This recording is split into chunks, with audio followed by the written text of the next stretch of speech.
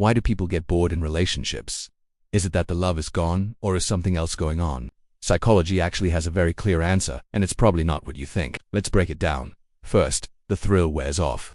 In the beginning of any relationship, your brain is flooded with dopamine. You feel that constant excitement, the butterflies, the high. But this honeymoon phase isn't meant to last forever.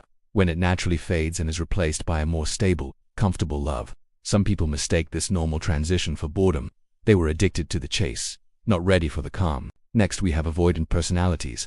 For people with an avoidant attachment style, deep emotional intimacy can feel overwhelming and even threatening. As the relationship gets more serious and requires more vulnerability, they start to pull away.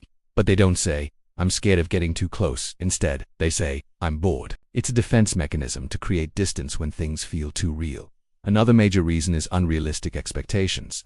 Many of us grow up watching movies where love is a non-stop whirlwind of passion and grand gestures.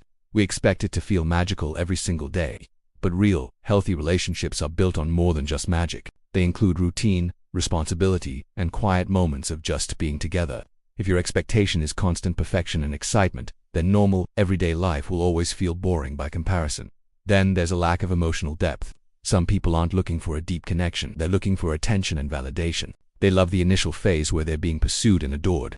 But once that initial excitement fades and the relationship requires real emotional effort, communication, and vulnerability, they check out. It's not the connection they crave, but the high of being wanted. When that high is gone, so are they. Sometimes, the problem isn't the relationship at all, but internal unhappiness. When a person feels empty, lost, or unfulfilled within themselves, they often project that feeling onto their partnership. It is easier to blame the relationship for their lack of excitement than to face their own internal struggles. They'll say, "I'm bored with you," when what they really mean is, "I'm bored with myself, and I don't know how to fix it." Finally, and this one is subtle, some people mistake peace for boredom. If you grew up in a chaotic environment with lots of drama, emotional highs and lows, your nervous system gets wired for that intensity.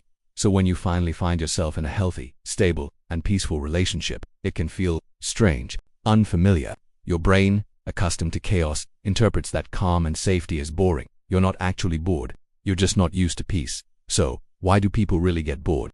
As you can see, it's rarely about the relationship itself. More often, it's a reflection of their own internal world, their past experiences, and their emotional patterns. Understanding this can change everything. Thanks for watching. If you want more psychology explained in a simple way, make sure to follow or subscribe. See you in the next one.